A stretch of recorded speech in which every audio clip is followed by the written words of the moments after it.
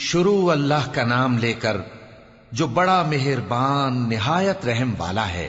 ایک طلب کرنے والے نے عذاب طلب کیا جو نازل ہو کر رہے گا، یعنی کافروں پر، اور کوئی اس کو ٹال نہ سکے گا۔ جو بلندیوں والے اللہ کی طرف سے نازل ہوگا، جس کی طرف روح القدس اور دوسرے فرشتے چڑھتے ہیں، اس روز نازل ہوگا جس کا طول 50,000 برس ہوگا۔ تو تم کافروں کی باتوں کو حوصلے کے ساتھ برداشت کرتے رہو۔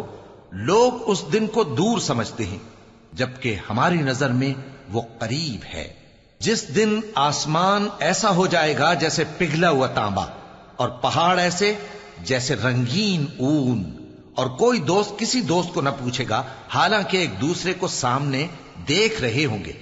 اس روز گناہگار چاہے گا کہ کسی طرح اس دن کے عذاب کے بدلے میں سب کچھ دے دے، یعنی اپنے بیٹے اور اپنی بیوی اور اپنے بھائی اور اپنا خاندان جس میں وہ رہتا تھا، اور جتنے آدمی زمین پر ہیں، غرض سب کو دے ڈالے، پھر اپنے آپ کو عذاب سے چھڑا لے۔ لیکن ایسا ہرگز نہیں ہوگا۔ وہ بھڑکتی ہوئی آگ ہے، کھال ادھیڑ کر کلیجہ نکال لینے والی۔ وہ ان لوگوں کو اپنی طرف بلائے گی جنہوں نے دین حق سے اعراض کیا اور منہ پھیر لیا، اور مال جمع کیا پھر سینت سینت کر رکھا۔ کچھ شک نہیں کہ انسان کم حوصلہ پیدا ہوا ہے۔ جب اسے تکلیف پہنچتی ہے تو گھبرا اٹھتا ہے، اور جب ملتا ہے اس کو مال تو بخیل بن جاتا ہے۔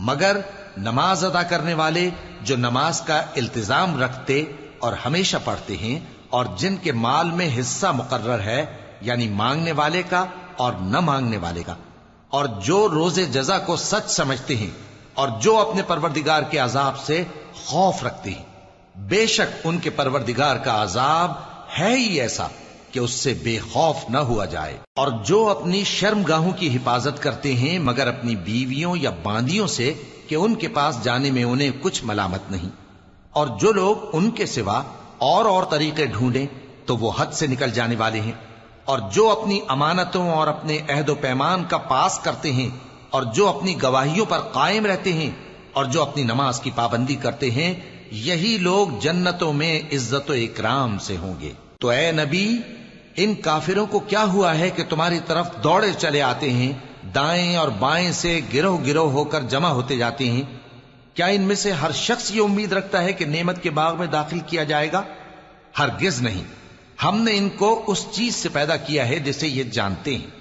پس مشرقوں اور مغربوں کے مالک کی قسم کہ ہم طاقت رکھتے ہیں، یعنی اس بات پر کہ ان سے بہتر لوگ بدل لائیں، اور ہم عاجز نہیں ہیں۔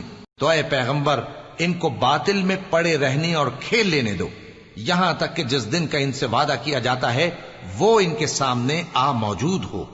اس دن یہ قبروں سے نکل کر اس طرح دوڑیں گے جیسے کسی مقابلے کے نشان کی طرف دوڑے جا رہی ہوں۔